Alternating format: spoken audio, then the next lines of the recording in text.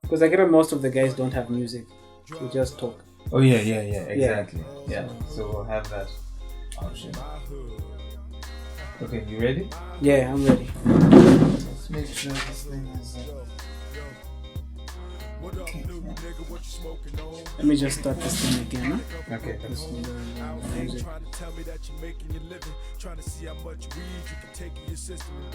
I'm good to go. Okay. Know the Ledge, episode 2. Well, yeah. Take 1. Actually, episode 1. Because that one is episode 0. Right? Yeah. Okay. Action. Good afternoon, everybody. Let me say that again. Good afternoon, everybody. Welcome to Know the Ledge. And we are a show that literally talks about hip hop as a culture and how it impacts us as people. What we try to do is to talk in a language that everybody can understand so that no one is left behind, so that new people can learn about the hip hop culture and learn about how we do things, and so that everybody else can follow through as they always do. So what's good? My name is Eddie. I'm hanging out here, and I'm here to give you the 411 about what's happening and what's been happening and what's going to happen. Just to get right into it, number 1, Wu-Tang's Of Mics and Men just earned itself an Emmy, I almost said Oscar, an Emmy nomination. And you know the Emmys is like the Oscars of documentaries and TV series and stuff. And for the Emmy guys to have to actually give a group like the Wu-Tang Clan a nod is such a big thing, not just for the group but also as a hip hop for the hip hop culture as a whole. It really is a step in the right direction, and I feel like we're only gonna grow from here. Hip hop is a global culture. The Wu-Tang Clan is a group that has literally touched everybody from pole to pole, from the North Pole to the South Pole, and it's amazing to see these guys actually finally get the recognition they've really needed to have, even if it's like 30 years later. So shout out to the Emmys for recognizing the Wu-Tang Clan, and shout out the Wu-Tang Clan for actually getting this done.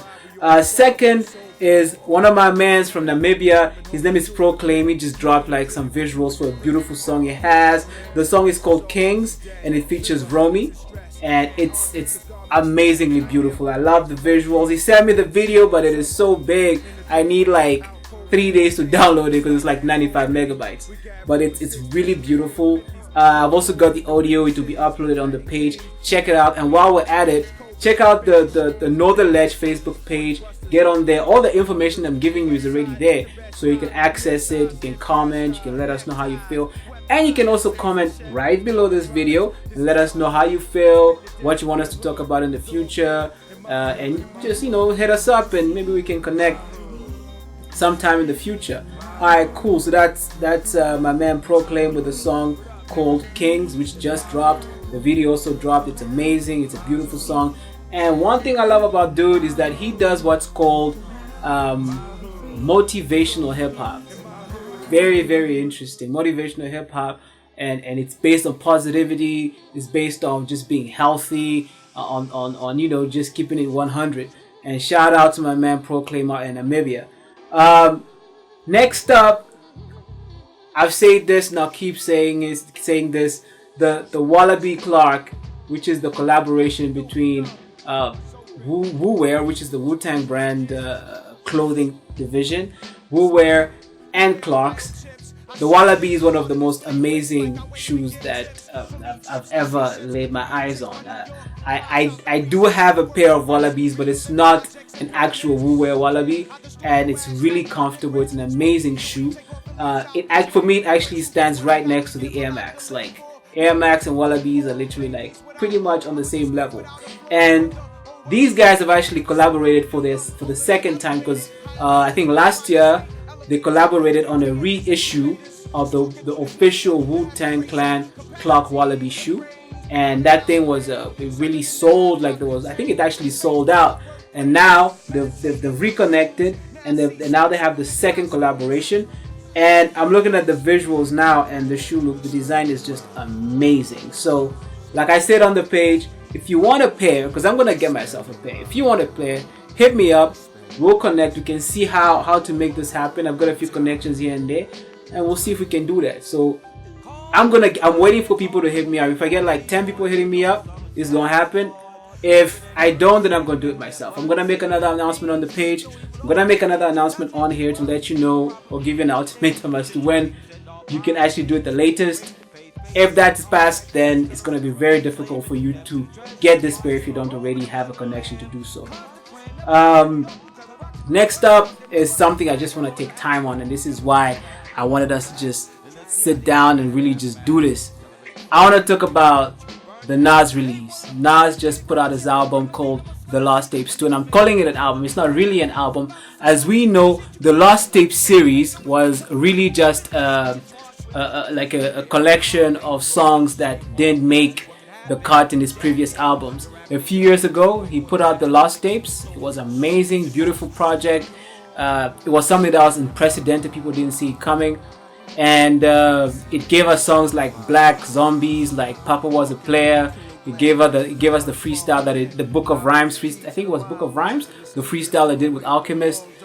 Absolutely amazing. People couldn't believe that these songs didn't actually make any of the albums, considering that we had an album on there called Nostradamus, which was considered trash, and the songs that didn't make that album were actually better than some of the songs that did make the cut. And I feel like that's how Nas is. It's such a contradiction. It's like, okay, the songs that he considers not good enough, we actually end up loving, and those that he considers great, we don't really vibe to. And that's for me, that's the standard when it comes to Nas. And The Lost Tapes 2 dropped. Some people I've noticed on social media, some guys already given a verdict on the album. And like one of my boys says, you cannot give a definite verdict like 2 or 3 days after listening to music. You can't. So that said, PSA, public service announcement, I will revisit this review as time goes on. But what I'm finding is that it'll actually get better. Like it's not gonna get worse. It'll definitely get better. But for now, I just want to talk about it because of how excited I am for this project and what it means to me. So Nas put out a project I think it was last year or 2 years ago. I think it was last year, called Nasir, collaboration between him and Kanye West. And I felt like it was unfair that Nas had to suffer for the flack that Kanye was receiving at the time, because the project was a great project, and the visuals he put out, the mini documentary he put out for Nasir was amazing, but it was overshadowed by all the controversy surrounding Kanye West. So people were trashing the project basically because they didn't like Kanye West, not because of the body of work that it was, which was amazing. Like some of the songs on there, Adam and Eve was a standout. Adam and Eve was just amazing. Some of the songs on there were great, but only because it had the Kanye West stamp of approval, and only because some people out there felt like they had to keep the same energy in the hate they have for Kanye West. They just trashed the album, and that was unfair. So I feel like he felt that too, and by putting out The Lost Tapes 2, he was letting people know to say, you know what, I still got it. I'm not trash. I still got it. I'm still your rapper's favorite rapper. Your rapper's favorite rapper, if I could put it. Or should I say your favorite rapper's favorite rapper? He's still that, and that's what is shown in this project. So the track itself is basically 16 songs. The album is 16 track long, and it's literally like it's a gift. It's amazing. It's beautiful.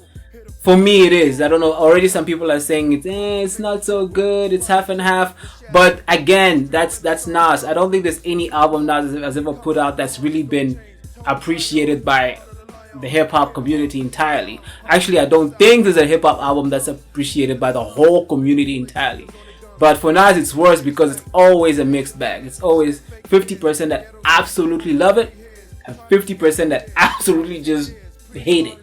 From Illmatic to his last fully fleshed album, which was Life is Good, it was always half and half. The funny thing is, and I know some of you are gonna really not like me for saying this, the funny thing is, when Jay-Z puts out an album, right, everybody loves it. 9 times out of 10. Up to 444, everybody was like, this is amazing. This is so mature. And we Nas fans were like, yo, Nas did the same thing on Life is Good. Nas was talking about the same thing on the collaboration album with Damian Marley on Distant Relatives. And you guys just overlooked that album totally. Distant Relatives flew over so many people's heads. It was crazy. But anyway, back to the matter at hand. Lost Tapes 2, track 1, No Bad Energy, produced by Swiss Beats. An absolute beast of a song. It's amazing, it's positive. He doesn't want to talk about anything that's negative. Stop asking him about the beef with Nas. Stop asking him about his marriage drama, about whether he's seeing his kid or not, or how that's going. Just keep it 100, keep it positive. And you know, that's what we want as human beings. I mean, nobody wants to be asked questions about stuff they don't want to talk about stuff that puts them down. We all want to just move forward and keep smiling, you know. So I love the song. It's a great song. Vernon Family right now is what I have on repeat. That's produced by Pharrell, and it's just, I love it because people mostly say Nas is not good with hooks, but Vernon Family is such a simple track, simple hook, but it catches you. It's actually poignant. It's very catchy, you know, and that's one of the few times I've seen Nas have a very simplistic but catchy hook. I love it. Genre of Rap shows Nas's experimental side. He's literally rapping circles around the instrumental. Beautiful song again.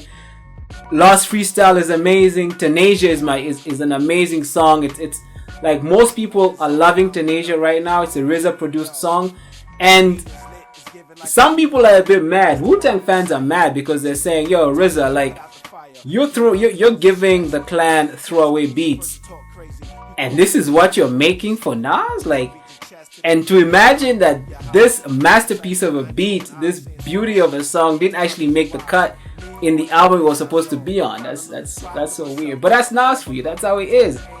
There's Royalty, produced by Hit Boy, which is I'm actually not even there yet. I'm still just up to track 5. So I think I'll just stop there, because so far, like, I'm stuck on 1 to 5. Those are the songs I'm listening to right now.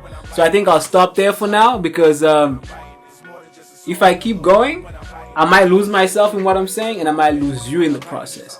So from track 1 to track 5, what I've picked up is, of course, it's the Lost Tapes. So there's no real connection between the songs. That's not supposed to happen. For people who are saying the album sounds choppy, it sounds like it's what's the word? It sounds like it's disconnected. There's no flow. There's not supposed to be any flow, because these songs were supposed to be on different projects. So the best thing that you can do to listen to the album is take every song on its own. You know, don't try and find a flow or vibe with the whole project. Try to find a vibe within the song. So maybe play every song like 2 or 3 times, then you'll see the beauty in it, and then move to the next one and do the same thing. So that's what I've been doing from track 1 to track 5. No Bad Energy, I think I played like twice. Vernon Family, I played like 5 times. Genre of Rap like 3 times. Lost Freestyle like twice. Tenasia has been on repeat like every single day. Like, I play like 6 to 7 times a day, because, you know, this is Nas and RZA. It doesn't happen often. So far, I'm giving the album 8.5 out of 10. Simply because, 1, it's a collection of songs. You know, it's like a best of second-rate songs, if you could say that. But it's just that these songs are just A grade, because it's Nas, you know. So that's one reason why I'm giving 8.5. Another reason is there's no flow, but there's not supposed to be any flow again, for the same reason.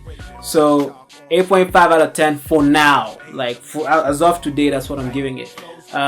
Maybe when I'm done with the rest of the tracks, once I do another 5 songs, because this album is like 16 track deep. It'll take you about 3 weeks to really appreciate it as a whole. I'm literally treating it as a triple album. So when I do the next 5 tracks, I'll come back. We'll talk about it. Like I said, let me know below what you think about my analysis so far, whether I'm a bit off or whether I'm spot on. And yeah, let's move in from there. Alright, this is me. I'm signing out for today. We're gonna have some very beautiful things for you next week.